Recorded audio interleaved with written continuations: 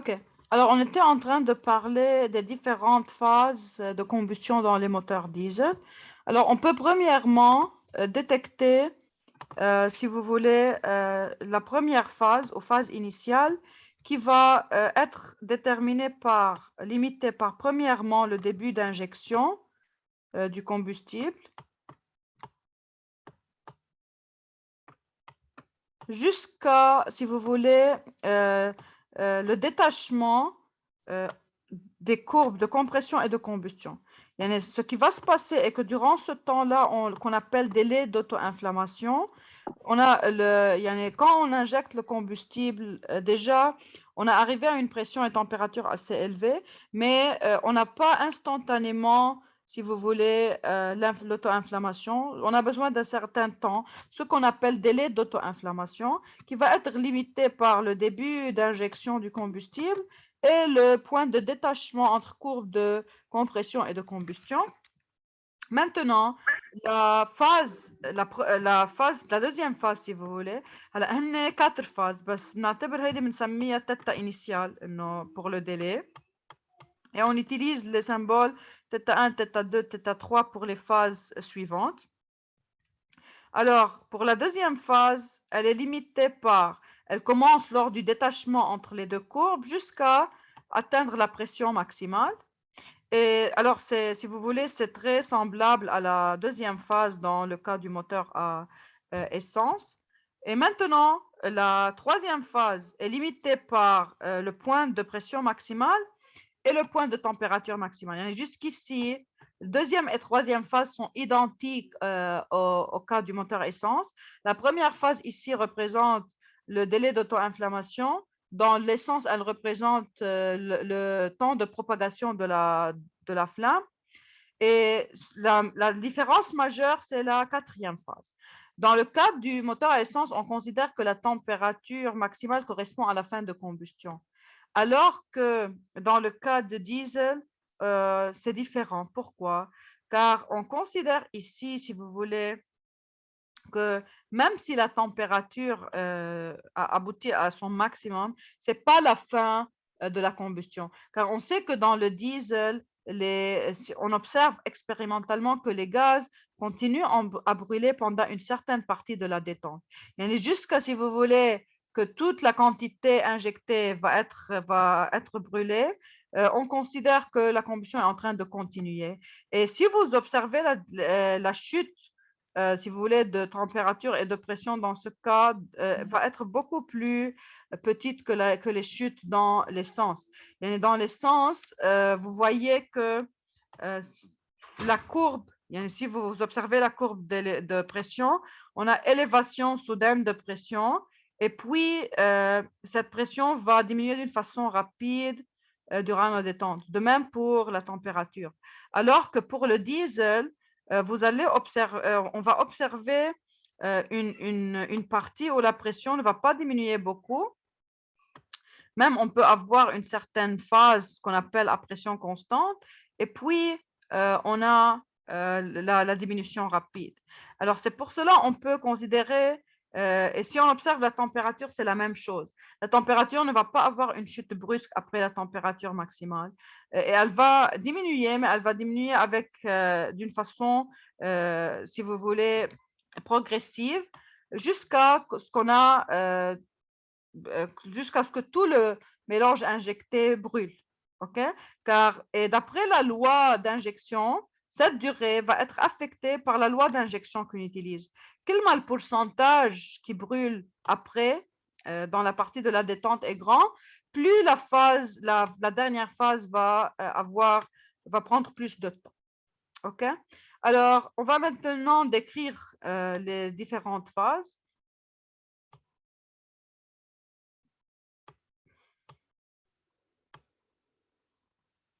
Alors, premièrement, on a que l'angle entre le début d'injection et point mort haut, c'est l'avance à l'injection.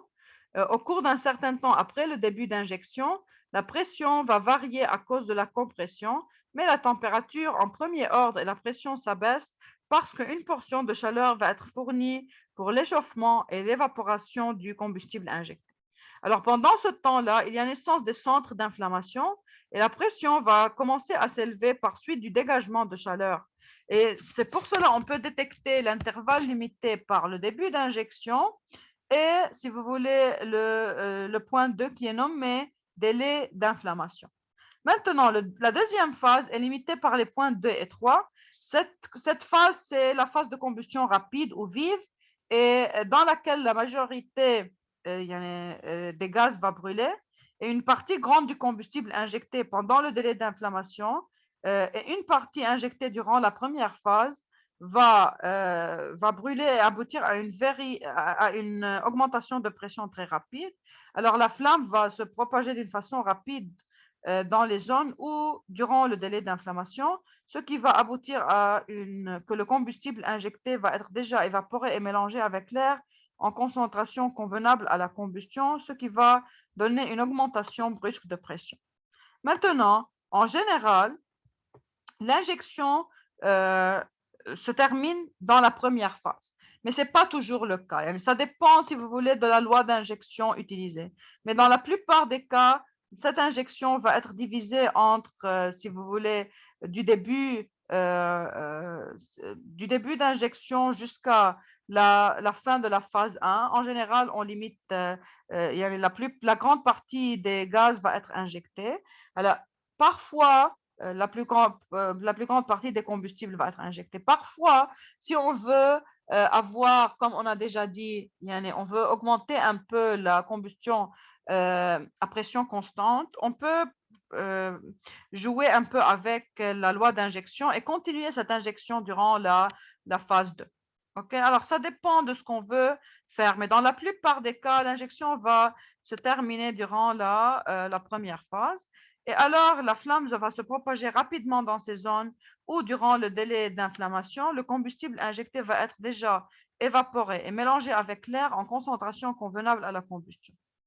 Maintenant, comme on a déjà dit, en général, cette injection se termine dans la première phase, mais dans les moteurs rapides, pour améliorer le rendement, toute la quantité sera injectée pendant le délai d'inflammation. Si les contraintes ne sont pas très limitées, on peut aboutir à des pressions et températures très élevées. Cela peut améliorer le rendement de notre moteur. Et alors, dans ce cas, la majorité du combustible va être injectée durant le délai d'auto-inflammation et une partie mineure va être injectée dans la première phase. Alors que si vous avez des limites de pression et de température, alors ça dépend des constituants, des matériaux que vous utilisez dans votre moteur. Et bien sûr, si c'est un moteur à course, ce n'est pas comme si c'est un moteur pour une voiture ordinaire. Okay? Alors, ça dépend du mode d'utilisation de ce moteur. Alors, ça va imposer différentes lois d'injection dans ce cas. Alors, ces moteurs vont être caractérisés par la rigidité du fonctionnement. Comme plus la quantité de combustible injecté pendant le délai d'inflammation est grande, la vitesse de montée en pression dans la première phase est plus grande, ce qui va augmenter les contraintes de température et de pression sur les parties du moteur. Et alors, on va avoir besoin de matériaux qui peuvent supporter ces hautes pressions et températures. Maintenant, pour la phase de combustion retardée, qui va prendre un angle θ2 de rotation du vilebrequin, son début est déterminé par le point de pression maximale et sa fin est limitée par le point de température maximale, comme on a déjà dit. Alors, dans cette phase, la pression varie faiblement et la combustion se détermine par la vitesse de formation du mélange des vapeurs du carburant avec l'air. Et le volume de la chambre de combustion va croître d'une manière monotone. Et malgré cette croissance, la température maximale du cycle est située à la droite de la pression maximale, car la combustion est en train de continuer, ce qui va continuer à élever la température. Maintenant, la phase finale, c'est la phase de combustion θ3 qui commence au point correspondant ça, c'est la phase, si vous voulez, qui est très différente dans le diesel. On ne l'observe pas dans l'essence. Elle va commencer au point correspondant à la température maximale du cycle et peut comporter la majeure partie de la détente. Alors, dans cette période-là, la vitesse de combustion va être définie par la vitesse de diffusion et miction turbulente avec l'air du combustible restant dans le cylindre et des produits de combustion incomplète formés dans les zones d'enrichissement local exagéré du mélange. Maintenant, on va voir quels sont les différents paramètres qui vont affecter le délai d'inflammation. Alors, bien sûr, le délai d'inflammation va dépendre des propriétés chimiques du combustible. On a déjà parlé avant de l'indice d'octane et de cétane, si vous vous rappelez. On a vu que plus l'indice d'octane est élevé, plus la tendance à l'auto-inflammation est faible, alors que pour l'indice de cétane, c'est opposé. Et quand on a pour un combustible diesel, on a un indice de cétane, si vous voulez, élevé, et un indice d'octane qui va être petit. Et plus le délai d'inflammation est petit, alors l'indice va être plus grand, l'indice de cétane. Maintenant, la température et la pression d'air comprimé dans le cylindre au début de l'injection du combustible vont bien sûr affecter le processus et le délai d'inflammation. C'est pour cela qu'on a dit que dans la compression, on optimise cette phase de façon à aboutir à une température et pression optimale pour la combustion. Cela va diminuer, si vous voulez, le délai d'inflammation. Il va donner une combustion plus vive dans les premières phases. Maintenant, bien sûr, un autre facteur, c'est l'atomisation du combustible. On a déjà parlé du brassage et de l'évaporation du combustible. C'est très important d'avoir un mélange uniforme. Et vous savez que dans le diesel, c'est plus critique. Là, dans l'essence, on a le temps de brasser le mélange durant la montée du piston. Alors, le temps est suffisamment grand pour avoir un mélange homogène. Alors que pour le diesel, l'injection se fait juste au voisinage du point mort. C'est pour cela qu'on doit créer, si vous voulez, une forme de la chambre de combustion qui favorise la turbulence du mélange et va aboutir en une très petite durée à constituer un mélange bien homogène. C'est pour cela qu'on parle ici du caractère du mouvement turbulent de la charge fraîche. Alors, la turbulence de la charge fraîche va dépendre, si vous voulez, de la forme du piston. Parfois, le piston n'est pas plat comme ça. On dit que c'est un piston avec des flexions, car cela va aider, si vous voulez, la turbulence, lorsque le piston se déplace, ça va aider la turbulence de l'air dans la chambre de combustion. Et plus on a une haute turbulence, plus on a une atomisation meilleure du combustible dans le mélange, ce qui va favoriser une combustion meilleure. Un autre critère, c'est la présence des surfaces échauffées dans la chambre de combustion. Vous savez que les parois du cylindre, comme on a déjà dit avant, après la combustion vont être chaudes.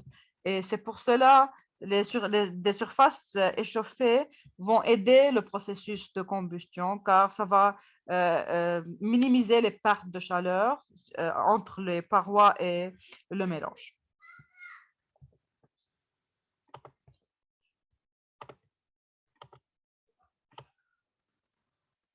Alors ici, on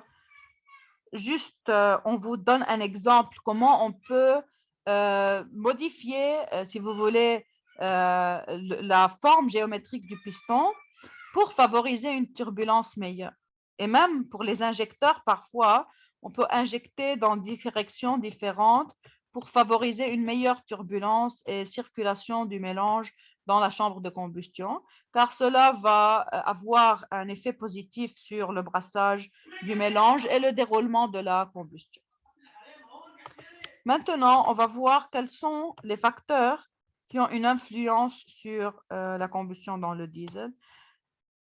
Alors, juste, je vais parler d'une façon en résumé. Vous n'êtes pas responsable des petits détails, juste vous devez connaître quels sont les paramètres essentiels qui influencent la combustion. Bien sûr, on a les propriétés du combustible. On a déjà parlé de l'indice du combustible, ce qui va affecter son délai d'auto-inflammation. On a aussi toutes ces analyses graphiques, on va pas, ils ne sont pas dans le programme, on ne va pas entrer en détail.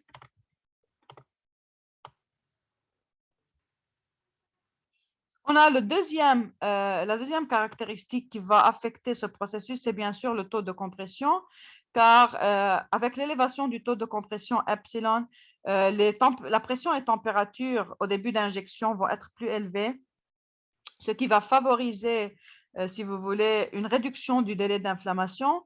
Et de même, la vitesse de montée en pression et le fonctionnement du moteur va être affecté.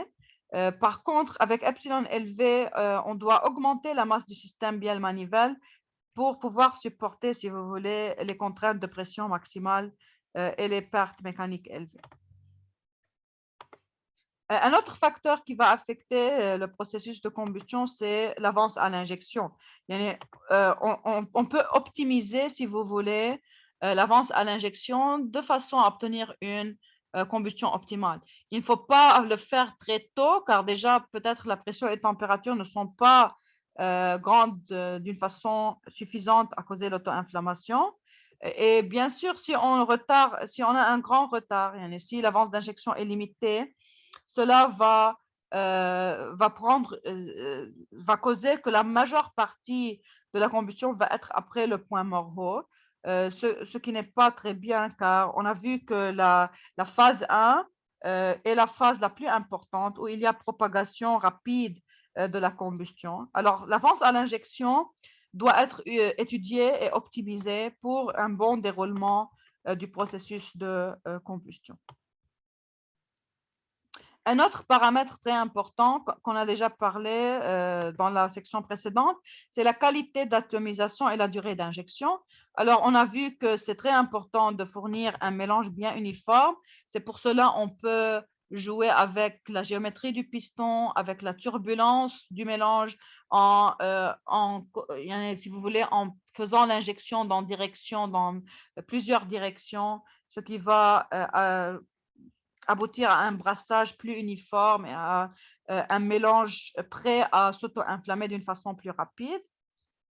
Maintenant aussi, pour la durée d'injection et le profil d'injection, ils vont affecter beaucoup le processus, car si je peux jouer avec, si vous voulez, la durée d'injection, plus j'augmente cette durée, plus la durée de combustion va augmenter et va prendre une plus grande partie de la détente. Alors que de l'autre côté, si je change le profil aussi, le profil de combustion, quel est le pourcentage injecté avant le point mort, quel est le pourcentage qui va être injecté après le point mort, toutes ces caractéristiques-là vont affecter le déroulement et les différentes phases de la combustion.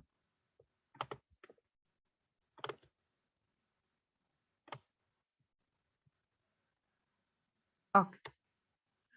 Alors, maintenant, on va commencer par une nouvelle section qui parle de la thermodynamique du processus de combustion dans les moteurs. OK?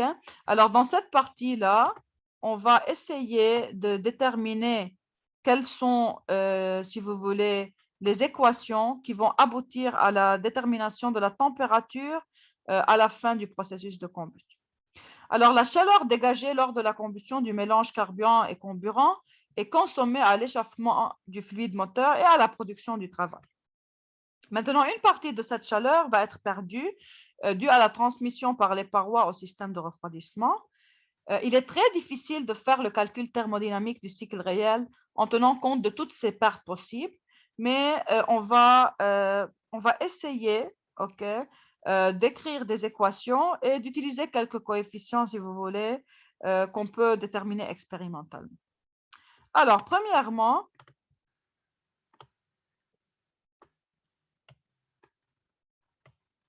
si on considère, par exemple, dans les diesels, la ligne de combustion va être remplacée par deux droites. On va essayer de faire un calcul, si vous voulez, réel, mais on va prendre des suppositions. Pour pouvoir faire un calcul théorique, on doit utiliser quelques suppositions, mais en même temps, on va introduire des coefficients qu'on apporte, si vous voulez, de la situation réelle. De cette façon, on va avoir une méthode avec des équations et un calcul, mais ce calcul-là va être un peu modifié pour prendre en considération ce qui se passe en réalité. On va voir comment. Alors, par exemple, dans les diesels, comme on a déjà dit, on peut modéliser la combustion par deux droites, une isocore et une isobare. C'est vrai qu'en réalité, on n'a pas des lignes droites et des points ponctuels. C'est vrai. C'est complètement vrai. C'est pour cela on va introduire, comme on va voir maintenant, des coefficients qui vont rapprocher le calcul théorique de la réalité. Alors, premièrement, si on considère ces phases-là, on a déjà deux phases. Une phase à volume constant, une phase à pression constante. Et on va alors diviser, si vous voulez, l'apport de chaleur en deux parties. Apport de chaleur à volume constant et apport de chaleur à pression constante. OK? Alors, premièrement, on va considérer le cycle à apport mixte de chaleur où dans la période Z', on a aussi production de travail. Lorsqu'on fait une analyse de ces deux phases, cette phase-là est à volume constant, alors pas de travail, car vous savez que le travail est défini par, ici on peut le définir par intégrale PDV. Alors si on prend une phase à volume constant, on peut considérer qu'il n'y a pas de travail durant cette phase. Alors que pour la phase à pression constante, on a apport de chaleur et en même temps, on a une certaine production de travail, car déjà, ça, c'est une partie de la détente. Et on sait que durant la détente, on a production de travail. Alors, d'une façon théorique, si on veut calculer le travail produit durant durant cette phase à pression constante, on a intégrale PDV. Comme la pression est constante, je peux la prendre à l'extérieur de l'intégrale et on nomme les points Z et Z' et Z. Alors, on peut définir cette pression comme pression au point Z, car PZ égale à PZ'. Et alors, le travail durant cette phase-là peut être exprimé comme PZ fois delta V, car quand on a une pression constante, intégrale PDV peut être écrit comme P fois delta V. Alors, on peut dire alors que les pertes de chaleur dans les deux types, comme résultat de la combustion incomplète, de dissociation et de transfert de chaleur aux parois, seront prises en considération comment? Par la définition d'un coefficient ou taux d'utilisation de chaleur de combustion epsilon Z qui va être déterminé par expérience. Alors ici, comme on a déjà dit, on va combiner théorie et réalité pour, premièrement, on va calculer des coefficients prendre des, pas calculer, mesurer des coefficients expérimentalement et les utiliser pour approcher le calcul théorique de la réalité. Alors, par exemple, si on considère toutes ces pertes-là, par expérience, on peut déterminer quelle est la quantité de chaleur utile. OK? Car on sait déjà que durant la combustion, on peut déterminer l'apport calorifique inférieur. Si vous vous rappelez, on a parlé, quand on a introduit la combustion, on a dit qu'il y a un pouvoir calorifique supérieur et un pouvoir calorifique inférieur, mais ce qu'on utilise, c'est la chaleur utile, qui est le pouvoir calorifique inférieur. Alors, en théoriquement, on peut profiter de toute cette chaleur, qui est le pouvoir calorifique inférieur. Mais en réalité, on a beaucoup de pertes. Comme on a dit, il y a plusieurs sources de pertes, l'échange de chaleur avec les parois. On a aussi, peut-être si on a une combustion incomplète. Alors, il y a plusieurs sources qui peuvent aboutir à des pertes. Alors, on ne va pas utiliser complètement ce pouvoir calorifique, on va utiliser un certain pourcentage. Et pour déterminer ce pourcentage, on fait des expériences qui déterminent la valeur de ce pourcentage. Et alors, de cette façon, on peut rapprocher le calcul théorique de la réalité. Et on va dire que cette chaleur utile, qui est calculée comme un certain coefficient, bien sûr plus petit que 1, fois le pouvoir calorifique inférieur, égale à le travail produit, si vous voulez, on doit considérer le travail produit durant la pression constante et on doit considérer aussi l'apport de chaleur durant les deux phases de combustion, phase à volume constant et phase à pression constante. Pour calculer l'apport de chaleur, on peut le faire en utilisant l'énergie interne de notre fluide. Et ça, ce sont les points Z et les points C. Si on fait la différence entre l'énergie interne au point Z et l'énergie interne au point C, on peut calculer la quantité de chaleur fournie durant la combustion et on va ajouter à cette quantité de chaleur le travail qui est produit durant la phase de combustion à pression constante qu'on a appelée LZ'. OK? Alors maintenant, on va exprimer la variation de l'énergie interne et on a déjà exprimé le travail LZ'. Alors notre équation va prendre la forme suivante. Premièrement, quelle est la variation de l'énergie interne entre les points Z et C? Ici, on doit prendre en considération, comme on est en train de faire l'analyse réelle, on doit prendre en considération que la masse au point Z est différente de celle au point C, OK? Le nombre de kilomètres. Car on a déjà, si vous vous rappelez, on a que après la combustion, au point Z, on a fin de combustion, n'est-ce pas? Alors, on a la quantité de kilomol M2 après la combustion, plus la quantité des gaz résiduels, qui va avoir une certaine énergie interne U seconde Z. Alors ça va nous donner l'énergie interne du mélange au point Z. Maintenant, si je considère l'énergie interne de mon système au point C, OK? Au point C, j'avais la charge, j'avais la quantité de kilomètres de charge fraîche. Alors, et bien sûr aussi, ici, j'avais les gaz résiduels restants. Ici, la quantité de kilomètres était égale à M1 plus MR. OK? Alors, c'est pour cela, je dois prendre en considération M1 UC moins MR U seconde C. Pourquoi ici, j'ai mis M2 plus MR fois U seconde Z, alors que ici, j'ai fait la différence M1 fois énergie interne des M1 et MR fois énergie interne des gaz résiduels. Qui va me dire? Pourquoi ici, on a décomposé en deux, alors ici qu'on a pris en facteur U seconde Z? Après la combustion, tous les gaz بيصيروا مثل بعض. Oui, très bien. C'est la même constitution. À la fin de la combustion, la constitution M2 est la même que la constitution des gaz résiduels. Alors que pour la charge fraîche, la constitution de la charge fraîche est différente de la constitution des gaz résiduels. C'est pour cela que a énergie interne différente. Et je dois multiplier le nombre de kilomètres de charge fraîche par l'énergie interne de la charge fraîche. Ou l'énergie interne, من table thermodynamique. OK? Alors, la fois prochaine, on va voir en détail comment on peut trouver ces valeurs-là des tables thermodynamiques. OK? Alors, on peut écrire que epsilon ZHU, c'est égal à l'énergie interne au point Z des gaz brûlés, moins l'énergie interne de la charge fraîche et des gaz résiduels au point C, plus le travail produit entre Z' et Z. OK? Alors, maintenant, les énergies internes U seconde Z et U seconde C représentent l'énergie interne d'une kilomole des produits de combustion aux températures TZ et TC respectivement, alors que UC représente l'énergie interne d'une kilomole de charge fraîche au point C.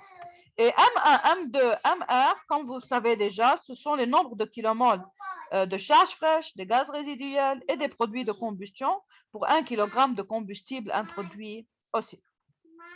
Maintenant, concernant le travail, on a déjà vu qu'il peut être exprimé comme PZ fois delta V. Okay? Maintenant, on peut jouer un peu avec l'expression. On sait que PZ et PZ' sont des valeurs égales. Et aussi, on sait aussi que PZ' peut être exprimé en fonction de lambda. Lambda qui représente le taux d'augmentation de pression durant une phase de pression constante. Durant la phase d'augmentation de pression à volume constant.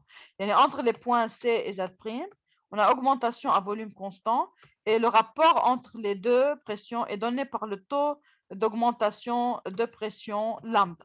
Alors, le rapport PZ' sur PC égale à lambda. Et alors, on peut remplacer dans cette équation-là PZ' par lambda PC. Et alors, si on remplace l'équation, l'expression du travail en Z' et Z dans notre équation-là, OK, on peut avoir l'expression suivante, car on sait que, si vous voulez, avant de remplacer dans l'équation initiale, vous avez qu'on peut traiter notre gaz comme gaz parfait. Et on peut écrire alors que pour 1 kilomole, on a PV égale RT. C'est pour cela on peut remplacer PZVZ par RTZ. OK? Et on peut remplacer PCVC par RTC. OK? Et de cette façon-là, si on remplace dans notre expression, on peut mettre que LZ'Z, c'est égal à M2 plus MR fois TZ, moins lambda M1 plus MR fois TC. Et on ne doit pas oublier ici fois R. On est ici le R. OK? Alors, si maintenant, je vais remplacer dans لأنه نحن بنعرف إنه هون pour 1 kilomole عاملين analyse. Pour plusieurs kilomoles, شو هي الفورمule PV égale MRT. OK? Alors, c'est pour cela, quand vous remplacez PV dans, par son expression ici, PZVZ بتكون égal à le nombre de kilomoles M2 plus MR تبع les gaz brûlés. OK, fois RTZ fois والR فيكم تاخدوها en facteur ici. يعني juste ici il y a une erreur de tape. لازم يزيدوا fois la constante des gaz parfait.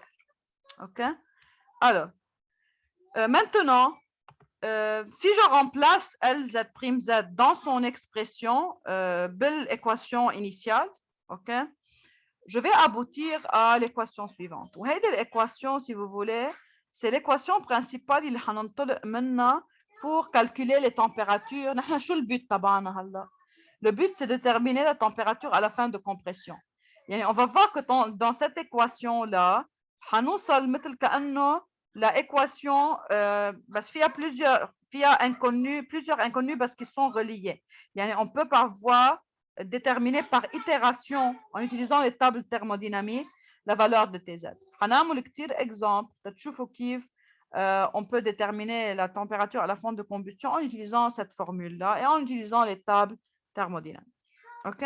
Alors maintenant, on va essayer de simplifier un peu cette équation en introduisant des coefficients مثل le gaz résiduel ou le coefficient réel de changement molaire.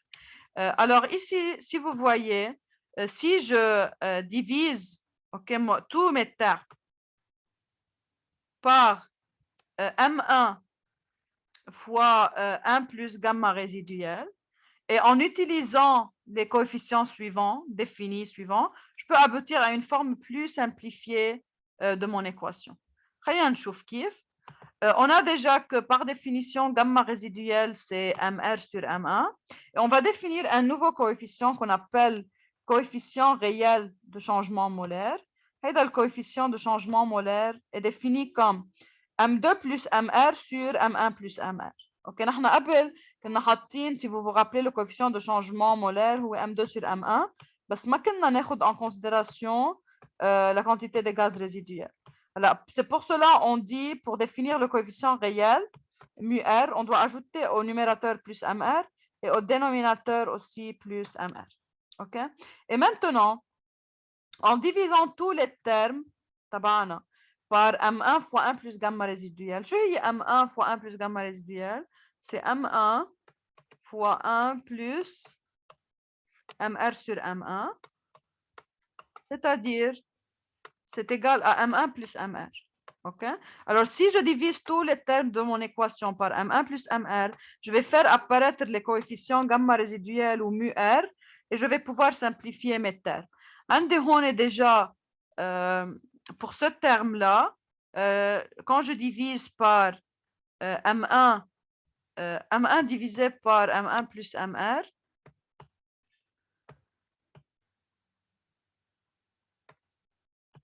OK, je peux exprimer ce rapport-là en fonction de gamma résiduelle. لأنه si je divise tous mes termes par M1, بتصير 1 sur 1 plus gamma résiduelle. OK? يعني بيصير هيدا الترم 1 sur gamma résiduelle fois UC. Alors que pour l'autre terme, MR, si je divise MR par M1 plus MR, ساعتها بيصير عندي MR divisé par M1 plus MR. Pour simplifier cette fraction, je divise tous mes termes par MR. فوق وتحت. Sorry, je divise tous mes termes par M1. ففوق بيبين عندي gamma résiduel. وتحت بيبين عندي 1 plus gamma résiduel. OK? Et alors, je vais obtenir le coefficient maintenant de U seconde C, où est gamma résiduel, divisé par 1 plus gamma résiduel. Et quand je divise ce terme-là par M1 plus MR, بتروح هيدي, فبيضل plus R fois lambda TC.